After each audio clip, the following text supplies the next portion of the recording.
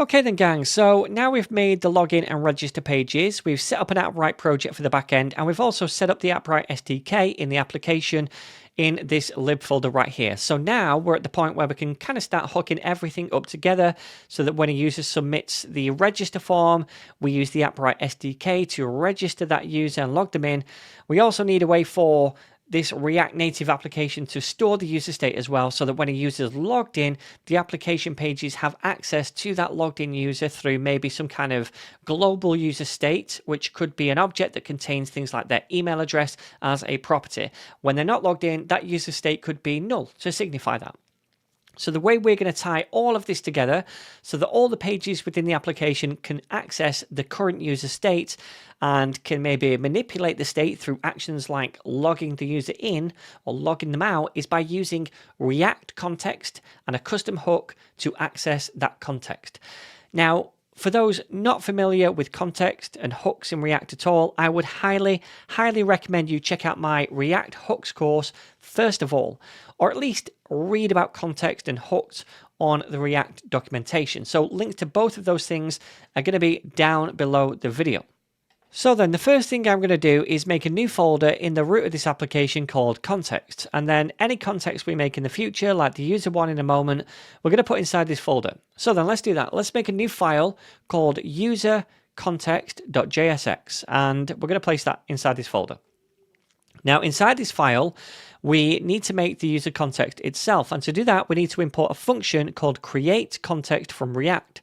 So we're going to say import and then curly braces, and we want the create context function, and that comes from React. So not React Native, just React. This isn't something unique to native apps, it's a core React feature. So next we need to create a user context using this function. So let's say const user context, and we'll set that equal to create context, and we invoke that function. And this creates a brand new empty context for us. We also need to export this user context value so it can be used elsewhere. So let's do that. Now again, before we start fleshing out the rest of this file, this is not going to be an in-depth lesson about context or hooks. That would take me at least an hour to get through, and this video is probably going to be about 10 minutes long at most. But if you're struggling with any of this and you want a more in-depth guide to context and hooks in general, then definitely check out my whole context and hooks course. The link is down below this video. Anyway, next thing we need to do is make a provider component, which is going to do two things. First, it's going to allow us to create, track, and update state for the context, which in our case will be the user state. And we'd update that state by using functions, for example, to log the user in. And second, it's going to allow us to pass those values, the state and functions, into the context provider, which ultimately wraps the rest of the application component tree. So let's make this custom user provider function and export it by saying export function user provider. And this component will automatically get access to, like every other component in React, a children prop. And we can destructure that directly from the props argument. And this children prop represents the child components this provider component will eventually wrap. So we're going to need to output that later on in the component template. So then now inside this component, we can make some user state and also some functions which will eventually update or mutate that state. So then let's make the state first by saying const, and then we're going to call the state user, and we need a function to update it called set user. And we're going to set that equal to use state and invoke this as well. Make sure it gets imported from React. And then we just need to create these functions. Now, they're going to be asynchronous functions, so we'll put async before each one of them. And we'll name this first one login. Now, we're going to need a couple of arguments inside this login function when we call it, and it's going to be the email and password that the user tries to log in with. So let's just take those, and later, obviously, when we invoke these functions from maybe the login page, then we're going to pass those in. It's going to be whatever a user types into those input fields. All right, so that's the first one. I'm going to copy that, and I'll paste it down here a couple of times because I think we need two more. We need a register one, so users can register. And again, that's going to take in an email and a password that they want to register with. And then finally, a logout function, which doesn't need those arguments because if they're logged in, we then don't need their email and password again to log them out. So let's remove those. And I think that's it. So now we have the state and we have the three functions, which are eventually going to update that state. Okay, so finally, we need to return something from this component, a template, like any other component. So let's return something inside parentheses. And the thing we need to return right here is the user context we made at the top of the file. So let's do this, user context. But then we also use the provider component built into this context, which is what ultimately provides values to the components it wraps. So we pass a value prop to this provider to say which values explicitly we want to provide. And the value of this should be an object with different properties inside it, which we then provide to the application, right? In our case, that's going to be the user state itself. So we'll add that in, the login function, the register function, and also the logout function. And for now, that's pretty much it. We also need a closing tag for this context provider too. So don't forget to add that on at the end. And remember, we need this to wrap whatever child components that this whole user provider component that we made wraps in the future. So we can just render the children prop inside this component to do that. And now any components that this user provider component wraps will be represented by this children prop. And those children then get rendered down here within the context provider itself. Whew, so that all seems a little bit convoluted at first, right? But this will make the global user state management much easier as we go forwards. The hard work's out of the way now. And we're pretty much done with this context for now.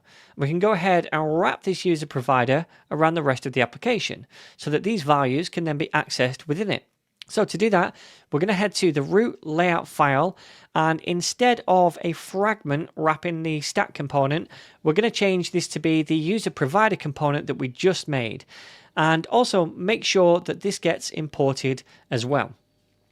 And this means because this is the root layout, which is applied to every page and subpage in the application, all those pages will be able to access the values provided by that user context. Now, like I mentioned at the start of this lesson, we could do this by importing a built-in use context hook along with the user context itself that we just created, and we do that in whatever page needs those values, right? Or we could just make a custom hook which bundles that logic together and it returns the same values. And this approach means we only ever have to import that single custom hook whenever we want to use those values. So that's what we're going to do now. So then let me save this file, and then I'm going to head to the root of the application. We're going to make a new folder called hooks, and we'll create a new file inside this folder called user.jsx. All right. So then, now inside this hook, we want to basically use the use context hook from React. So let's import that first of all. We'll say import use context. Like so. This is how we use a context, right? And that comes from React. Now down here, I'm also going to import the user context. So we'll say import user context. And that comes from, we want to come out of the current folder into the context folder. And then we want the user context. So if we go back over here, remember, that's this thing right here that we export, right? So we're grabbing this. Okay, so now down here, we're going to export a function, which is the hook itself called use user. And this hook is now going to grab the context by saying const context is equal to use context, like so. And then we pass in the user context. That is the one we want to use. So what this does is grab basically all of the values that this user context provider gives us right here. So now this object with all these different properties, user, login, register, logout, that is going to be over here. So we could access, for example, the user on the context now. So all we need to do is return that context.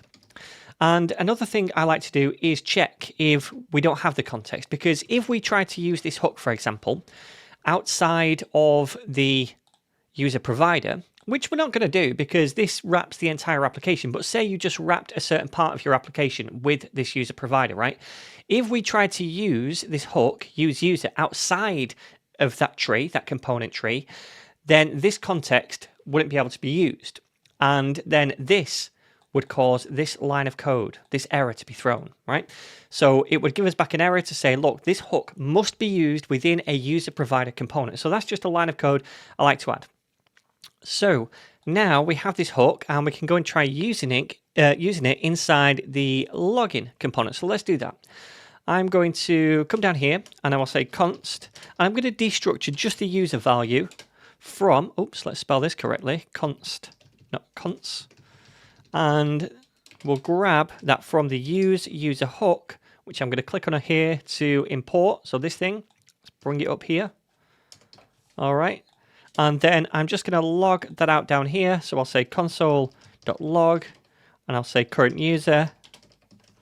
And then we'll output the user. Now it's going to be null, right? Because that's what we set the value to be, I think, over here.